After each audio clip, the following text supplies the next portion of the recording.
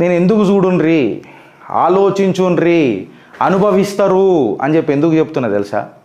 ఈ స్లైడ్ నేను కావాల్సి వస్తే ముందు పెడుతుండే, నేను కూడా మిమ్మల్ని ఇలా వేవ్ లెక్క తీసుకోదామని చెప్పి భావించిన. అందుకనే ఒకటి మిక్స్ చేయకుండా పెట్టిన. ఈ టాపిక్ నేను ముందు కూడా పెట్టొచ్చు, ఫుడ్ సెక్యూరిటీ యాక్ట్లో కూడా పెట్టొచ్చు, ఇది కిస్కా సాత్ కిస్కా వికాస్ అన్నప్పుడు.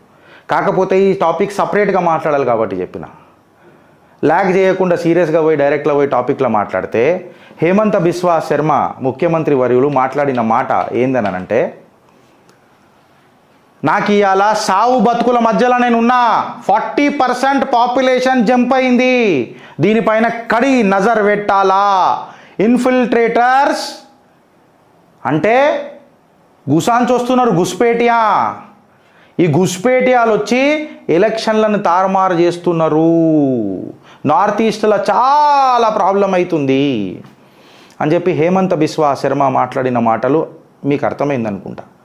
ఆయన మాట్లాడి 2 రోజులైంది. 2 రోజుల తర్వాత ఎందుకు తీసుకున్నావు అని అంటే, ఎంత రక్కస్ క్రియేట్ అవుతుందో దేశంలో చూద్దామని అనుకుంటున్నా. I'm still confused. ప్రాబ్లం ఏందని అంటే ఫ్రెండ్స్, ఇది ఒక పెద్ద గంభీరమైన ముద్ద. ఈ గంభీరమైన ముద్ద ఎందుకనంటే, వెనుకటికి మాట్లాడినరు 2021, 2019, 2020 నుంచి 2023 దాకా కూడా ఆర్ఎస్ఎస్తో మేము ఖచ్చితంగా పనిచేస్తాము నయా భారత్ నిర్మాణంలా అని చెప్పి కొంతమంది మాట్లాడినరు. వీళ్ళే మైనారిటీలు, వాళ్ళ ముస్లింలు. 2024లో మ్యాండేట్ రాగానే ఇది జట్కా, ముందున్నది మీకు పట్కా అని చెప్పి వార్నింగ్ ఇస్తున్నారు. వీళ్ళు ఎక్కడ మర్రుతారు, వీళ్ళ ఓటు బ్యాంక్ ఎక్కడ పడుతుందని అర్థమైపోయింది. నిన్న ఓఎస్సీ ఏం మాట్లాడిండో చూడుండ్రి. కేసీఆర్ నువ్వు ఎవడు పక్షాన ఉన్నావు, బీజేపీ వైపు పోతావా? అరే దేశం పక్షాన ఉన్నావా అని మాట్లాడు ఓఎస్సీ.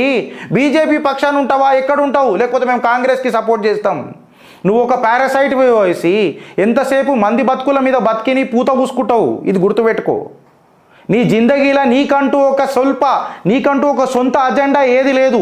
కేవలం సంఘ్ పరివార్ని విరోధం చేయడం, కేవలం ఆర్ఎస్ఎస్ని కళ్ళలో పెట్టుకోవడం, కేవలం అది మంచి కానీ చెడు కానీ హమ్ భారతీయ జనతా పార్టీ కా విరోధ్ కర్తే, బైగాన్ కర్తే ఆప్.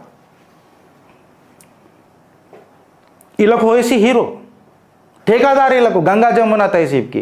అదే గిరీష్ గారు చిత్రగుప్తుల లేకపోతే XYZలో ఎవరైనా మాట్లాడంగానే మతతత్వం.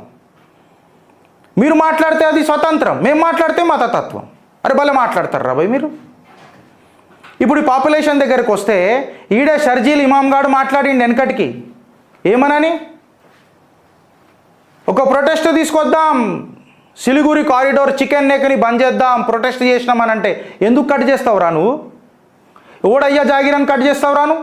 నీ అయ్యా ముగ్గు వచ్చినాడు కట్టినాడరా అది అని అడుగుతున్నా నేను. నీ అయ్యా జాగిరని కట్ చేస్తావురా? నీకేమొస్తుంది అని అడుగుతున్నా. దీని మీద చర్చ జరగొద్దు, మాట్లాడొద్దు. మాట్లాడితే లోక్తంత్ర ఖత్రేమే హే, బరాబర్ మాట్లాడతాం. హిపోక్రసీ ఆఫ్ షరియా ఇప్పుడే చెప్పిన హలాల్. వాళ్ళు మాట్లాడితే సంసారం, తినే ఫుడ్ మీద హలాల్. అరే నువ్వు జట్కా మీద మాట్లాడినావనంటే ఓకే, దాని మీద నేను మినపపిండి కొనుక్కుందామని పోతే దాని మీద హలాల్ సర్టిఫికెట్ ఉండాలి. నేను ఆటా కొనుక్కుందామని పోతే దాని మీద హలాల్. సరే నువ్వు జట్కా చేస్తున్నప్పుడు, హలాల్ చేస్తున్నప్పుడు కల్మా చదివి వస్తావు. నాకు నీ దేవుడు చదివిన కల్మా నాకెందుకు అనంట. మళ్ళీ నేను శుక్లాం భరదరం విష్ణుమని చదివి నీకు చాయ్ ఇస్తాను, నువ్వు తాగుతావా? నీకు ప్రసాదం వద్దనంటావు, ఎందుకు వద్దంటావు? అదే మేము ఏదైనా దేవుని ప్రసాదం ఇస్తే అది నీకు హరాం. అదే నువ్వు మాత్రం నీ కల్మా చదివి నాకు తినిపిస్తే హలాల్, నేను అది యాక్సెప్ట్ చేయాలా? అట్లెట్లయితుంది అని అడుగుతున్నా నేను. నీకు సంసారం అయింది, నాకు సంసారం అయింది, నీకు వ్యభిచారం ఎందుకు అవుతుంది? ఈ ఫోర్స్ మా సనాతనంలో ఎప్పుడు లేదే, మేము ఎప్పుడు అడగలేదే. నీకు షరియాని సౌలత్కి కావాలి, మైనారిటీ రిజర్వేషన్లు కావాలి. మళ్ళీ మైనారిటీలో అన్టచబిలిటీ ఉందా అంటే లేదు. జై భీమ్ అంటావు. మళ్ళీ అదే అంబేద్కర్ గారు మీ ముస్లిం లీగ్ మీద ఏం మాట్లాడిండు, ముస్లింల మీద ఏం మాట్లాడిండు చరిత్ర దిగుర్రి బయటికి. అప్పుడు అనుర్రి జై భీమ్ అని. ముస్లిం రిజర్వేషన్ ఎడికైనా వస్తుంది మీకు అన్టచబిలిటీ లేకపోతే. షరియా ప్రకారం సౌలతులు కావాలి, కానీ పనిష్మెంట్స్ వచ్చినాయి అనుకో, మళ్ళీ రేప్ చేస్తే షరియాలో ఏం కోస్తారు రా భయ్? ఎక్స్క్యూజ్ మీ, రేప్ చేస్తే షరియాలలో ఏం కోస్తారు? మళ్ళీ అది కోద్దాం, వద్దు. పెళ్ళిళ్ళు షరియా, దొంగతనం చేస్తే పనిష్మెంట్ ఏముండాలి ఇండియన్లా. హజ్ సబ్సిడీ కావాలి, ఇండియన్ లా ప్రకారం కావాలి. పనిష్మెంట్లు ఇండియన్ లా ప్రకారం కావాలి. సవలతులు కావాలి, పెళ్ళి తలాక్ తలాక్ తలాక్ అయిపోయాయి. ఈ ముచ్చట నేను ఎందుకు మాట్లాడుతున్నానంటే గిందుకు friends, impact of the Muslim bill code మీకు అర్థమవుతుంది అని అడుగుతున్నా. కాంగ్రెస్ హీన చరిత్ర పరిచయం చేస్తున్న ఇవాళ మళ్ళొకసారి. Implementing of the Muslim code bill వద్దురా నాయనా అన్న తీసుకొచ్చిండు చాచా నెహ్రూ, పూల్వాలా చాచా నెహ్రూ. ముస్లిం అపీజ్మెంట్ కోసం తీసుకొని వచ్చిండు. ఇప్పుడు ఇది మనకు శాపమై కూర్చున్నది. ముస్లిం పాపులేషన్ పెరుగుతున్న కొద్దీ బరాబర్ మాట్లాడాలని న్యూట్రల్ ఉండవా గిరిశెట్? ఎట్లుంటా? హిందూ కోడ్ బిల్ వచ్చిందా? నా దేవాలయాలు తీసుకుపోయి నువ్వు సబ్సిడీలు తీసుకుంటావు. అదే మళ్ళీ నీ దేవాలయాల కాడికి వస్తే మాత్రం, నీ దేవస్థానంలోకి వస్తే మాత్రం మమ్మల్ని రానియవు. నువ్వు మాట్లాడింది మాత్రం మేము మాట్లాడితేనేమో హరాం అంటావు, మా ప్రసాదాలు నీకు హరాం అంటావు. నువ్వు కల్మా చదివితే మాకు హలాల్ అవుతుందా? మేము తినే పిండిల హలాలు కావాలి, నేను చేసే స్నానం చేసే సబ్బుల హలాలు కావాలి. ఈ సబ్బుల హలాలకి ఎడికైనా వస్తుంది. నేను ఎడ్యుకేషనల్ ఇన్స్టిట్యూట్ పోతానంటే నువ్వు హిజాబ్ వేసుకోవాలి. నీకు పాపులేషన్ పెరిగిందంటే హిజాబ్ లేకుండా ఎట్లా తిరుగుతున్నావు? ఇది షరియా ప్రకారం ఉండాలని చెప్పి యూరోప్లో లోలీలు అవుతున్నాయి. ఈ ముస్లిం కోడ్ బిల్ అనేది ఎందుకు అని అంటారు. దీన్ని మారుద్దామా అని చెప్పి అన్నాడు అంబేద్కర్ గారు మాట్లాడితే కూడా ముస్లిం లీగోలు దలుచుకుంటే దలుచుకుంటారా అని అడుగుతున్నాను నేను. వాళ్ళు తలుసుకుంటే అవుతుంది అంటే వాళ్ళు తలుచుకోవాలి కదా. అసలు కలుసుకోరు మనతోని. కిస్కా సాత్ కిస్కా వికాస్. అందుకే అంట నేను ఇవాళ ఆసాంలో తీసుకొని మనం మాట్లాడితే ముస్లిం పాపులేషన్ 40%కి రీచ్ అయిందని చెప్పి హేమంత్ బిస్వా మాట్లాడుతున్నాడు. 1951లో 12% ఉండే. 2011 సెన్సస్ ప్రకారం 30% ఉండే. ఇల్లీగల్ ఇమైగ్రేషన్తో తలాక్ అనళ్ళు కొత్త పెళ్ళి చేసుకున్నాడు, కొత్త పిల్లంతో పిల్లలు కనుడు, ఆ పిల్లలను రోడ్ల మీద ఇడిచిపెట్టుడు, ఇటు ఈ పిల్లని ఇడిచిపెట్టుడు, అటు ఆ పిల్లని ఇడిచిపెట్టుడు, ఈ గొంతు కోసుడు ఆ గొంతు కోసుడు. మళ్ళీ సుప్రీంకోర్టులు తీర్పులు ఇచ్చి మీరు ఆడోళ్ళ జీవితాలను వాళ్ళ మానవత్వాన్ని భంగం కలిగిస్తారంటే మా షరియా గిట్లనే ఉంటుంది అని అన్నాడు. మళ్ళీ నువ్వు దొంగతనం చేసినప్పుడు మాత్రం ఇండియాలో ఎందుకు కావాలరా భయ్ నీకు? అయ్యా జాగిరైపోయింది దేశంలో మొత్తం. ఇష్టం వచ్చినట్టు మాట్లాడు. మళ్ళీ మనం మాట్లాడంగానే లోక్తంత్ర కత్రేమే ఇంకొకటి మాట్లాడతాడు పార్లమెంట్లో. హిందూ నఫరత్ నఫరత్ నఫరత్ నఫరత్ కై కా నఫరత్ కహా సే నఫరత్? और जो भी मैं बात कर रहा हूं तो मैं बात कर रहा हूं तो కాన్స్టిట్యూషన్ మాట్లాడుతున్నా నేను. ఈడికి అయిపోయిందనంటే ఈడికి ఆగిపోలే కదా. ఈ ముస్లిం పాపులేషన్ గ్రోత్ వల్ల ఏమైందో మీకు మెట్రిక్స్ చూపుతున్నా. ఆసాం దుబ్రి అనుకుంటా, దుబ్రి ఆసాం దుబ్రి డిస్టిక్లో ఇంటర్నేషనల్ బార్డర్ ఉంటుంది బంగ్లాదేశ్తో. ఈ దుబ్రి అనే ఈ రీజన్కి కాంగ్రెస్ క్యాండిడేట్ రకీబుల్ హుసేన్ 2024లో 10 లక్షల మెజారిటీతో గెలిచిండు. మీకు అర్థమవుతుందా అని అడుగుతున్నా. ఓట్లేసేటోళ్ళని అడుగుతున్నా. మనకు సిగ్గు రావాలని చెప్తున్నా. ఇప్పుడు 2024లో ఈ రకీబుల్ హుసేన్ అనేటోడు 10 లక్షల మెజారిటీతో గెలిచిండు. అవుట్ రేట్ గంప గుత్తగా ఓట్లేసారు. నువ్వు నేను వేసినామా అని అడుగుతున్నా. బీజేపీ నాయకులను అడుగుతున్నా. మీరు సీట్లు ఇచ్చేటప్పుడు కార్యకర్తలను ముంగడ పెట్టుర్రు అని చెప్తున్నా. ఆడికేని ఈడికేని దుంకొని వచ్చి వాడు రాజకీయ జీవితం చూసుకుంటున్నాడు తప్ప భారతీయ జీవితం చూసుకుంటలేడు. నయాన్ భారత్ నిర్మాణంలో వాడి ప్రోత్సాహం ఉండదని చెప్పి మీకు నేను హెచ్చరిక జారీ చేస్తున్నా. అడ్డమైన రాజకీయాలు చేస్తే అడ్డగోలుగా మనం నాశనం అవుతామని చెప్పి మీకు హెచ్చరిక జారీ చేస్తున్నా. సిద్ధాంతం ఉన్నోడిని, సంఘ్ పరివార్కి వచ్చినోడిని, ఐడియాలజీ ఉన్నోడిని అగర్ నిర్మాణ్ బనానా హై తో బనాయింగే. Secularism is something like this today. You respect me, I respect you. You believe in my God, I believe in your God. This is secularism. अगर आप कलमा पढ़ के अगर वो हलाल बनाना चाहते हो तो मैं భగవత్ శ్లోకం చదివి మీకు నేను న్యూస్ వినిపిస్తా. శుక్లాంబరధరం విష్ణుం శశివర్ణం చతుర్భుజం అనే మాట్లాడతా. హర హర మహాదేవ్ అని చెప్పి నిలదీస్తా. నీ కల్మా నాకెందుకు రాబోయినా హలాల్లా? ఆ కాడికి వచ్చింది. ఇప్పుడు చూడు, ఈ దుబ్రీలో 10 లక్షల మెజారిటీతో గెలిచిండా. అరే ఇండిపెండెన్స్ వచ్చినప్పుడు నేను డేటా ముంగట పెట్టిన. ఇండిపెండెన్స్ వచ్చినప్పుడు ఆసాంలో షైలైట్ డిస్ట్రిక్ట్ అని ఒకటి ఉండే, ముస్లిం మెజారిటీ అయిపోయింది ముస్లిం పాపులేషన్తోని. Post independence era of Dhubri ఇప్పుడు అదే అవుతున్నది. ఆనాడేం నేర్చుకున్నావు, ఈనాడేం నేర్చుకున్నావు, ఆలోచించలే, అనుభవిస్తున్నాం. అందుకే మిమ్మల్ని నేను చేతులు జోడించి రోజు మొక్కుతున్నా. ఎలక్షన్లు అయిపోయినాయి కదా అని చెప్పి కాలు మీద కాలు వేసుకొని పేపర్లు తీసి చదువుడు కాదు. Planning is more important for us in 2029. They have done their best to stop us. It is because of the charisma and it is because of the ideology of Sangh which saved this nation. ఇలా గర్వించి చెప్పుకుంటున్నాం ఇంకా భారత్ మాతాకి జయనని. అదే France ఓడికి ఆ chance ఇయ్యలే. సీట్లు తక్కువ వచ్చినా ఓట్ షేర్ ఎక్కువ ఉన్నా వాళ్ళు వచ్చిండ్రు, మాకు ఇంతకంటే ఎందుకు ఎక్కువ రాలే అని చెప్పి లొల్లి పెడుతున్నారు. లండన్ ఏమవుతుందో ఇవాళ ట్విట్టర్ తీసి చూడరు ఒకసారి.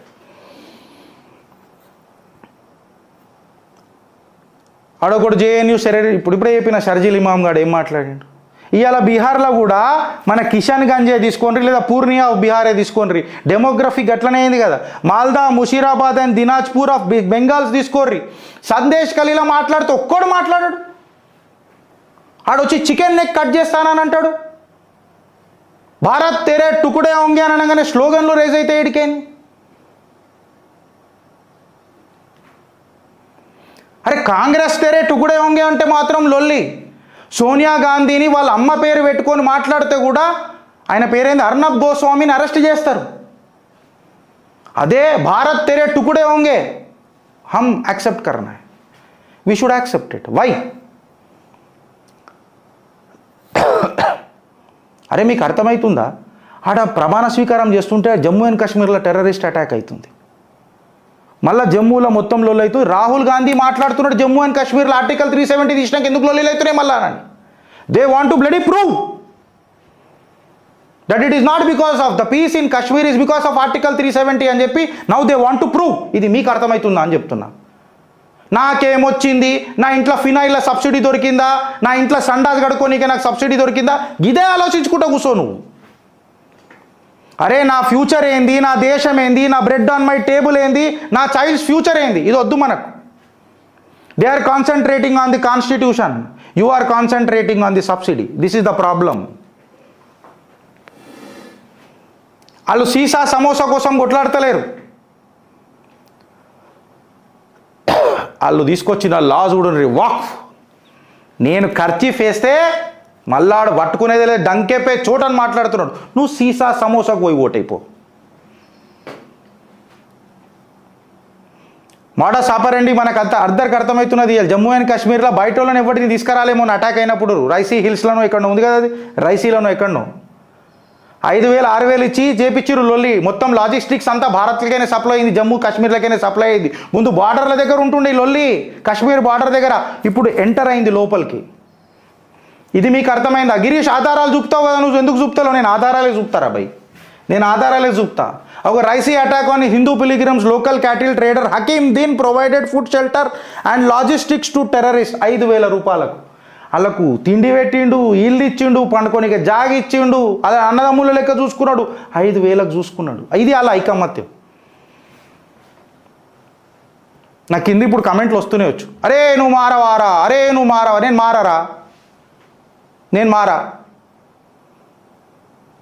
నేను అందుకనే పెట్టినా. ఇది మీకు మెమరీ లాస్ అవుతుంది కదా, మీకు యాద్ చేపిస్తున్నా. ఇగో మీకే, మనందరికీ మీ మెమరీ లాస్ అవుతుంది కదా ఫ్రెండ్స్, చెప్తున్నా. ఈ మెమరీ లాస్ ఎందుకు అవుతుంది మీకు అని అంటే, ఇప్పుడు నేను గుర్తు చేస్తున్నా కదా, కాంగ్రెస్ హీన చరిత్ర, ఫూల్వాలా చాచా నెహ్రూ చేసిన కథ మీకు చెప్తున్నా. 1951 నుంచి ఈ ముస్లిం కోడ్ బిల్లు 3 భాగాలుగా ఇంప్లిమెంట్ చేసిండు. ఒక్కసారి చేస్తే లొల్లి అవుతుంది అని చెప్పి 1952 జనరల్ ఎలక్షన్ తర్వాత ఇంప్లిమెంట్ చేసిండు. ఒకసారి గూగుల్ చేసి చూసుకోండి. అంబేద్కర్ గారు నిరసనగా రాజీనామా చేసిండ్రు. రాజీనామా చేస్తే ఈ కాంగ్రెస్ చెంచలు ఆయన హెల్త్ కండిషన్ వల్ల రాజీనామా చేసిండ్రు అని చెప్పిర్రు. కాకపోతే రామచంద్ర గుహ ఆయన రాసిన బుక్లో చూడుండ్రి జరా, నాకు ఇప్పుడు ఆ బుక్ పేరు గుర్తొస్తలేదు కానీ ఇలా రాసిన అనుకుంటా, ఇండియా ఆఫ్టర్ గాంధీ, రామచంద్ర గుహ రాసిన ఇండియా ఆఫ్టర్ గాంధీ బుక్ చదువుండ్రి. ఆ పేజ్ నెంబర్ కూడా పెడుతుండే, నేను మర్చిపోయినా.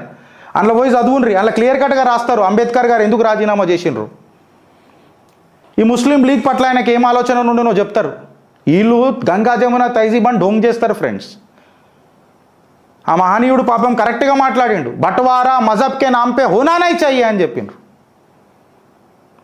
బట్వారా గురించి వీళ్ళు మాట్లాడతారు, లోక్తంత్ర వీళ్ళ గురించి మాట్లాడతారు. बंटवारा करे मजहब के ऊपर या कांग्रेस वालों, whoever it may be यार, how dare you split my nation according to, I mean, by considering religion.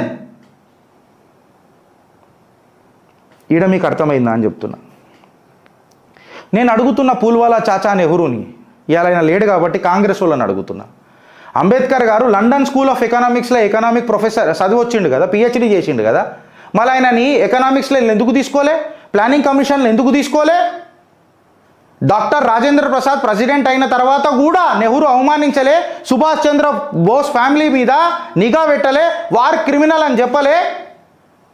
Ambedkar గారిని అవమానించిండ్రు, రాజేంద్ర ప్రసాద్ గారిని అవమానించిండ్రు, సుభాష్ చంద్ర బోస్ గారిని అవమానించిండ్రు, వీర్ సావర్కర్ గారిని అవమానించిండ్రు.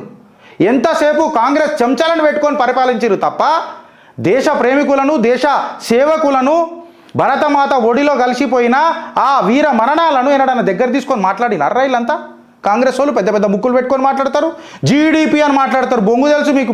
ఇప్పుడు నేను వస్తాడికి ఆ టాపిక్కి. ఓడిగ్రా మీకు జీడిపి అంటే తెలుసా? డెఫిషిట్ అంటే తెలుసా? డెప్ట్ బారోయింగ్స్ అంటే తెలుసా? ఏడబడిపోతుందో తెలుసా? ముచ్చట తెలుసా? మూతబారి తెలుసా? ఓ పెద్ద పెద్ద మాటలు మాట్లాడతాడు. ఎవడో చెప్తాడు, పాగలగాడు మన దగ్గర వచ్చి మాట్లాడతారు. భారత్ మళ్ళీ సియాచిన్ లక్కాసి చీన్లు ఎందుకు పోయింది? అక్కడ గడ్డి కూడా మోలవదు అన్నాడు. మళ్ళీ మీ పూలు వాళ్ళ చాచా నెత్తి మీద ఎంటిక కూడా లేదు, తలకాయ కోసేయాలా? ఆయన ఆడన్నాడు పార్లమెంట్లో ఒక ఎంపీ, మీ పూలు వాళ్ళ చాచా. నేను అనలే, నేను అనుంటే ఇంకా ఖతర్నాక్ అంటుండే.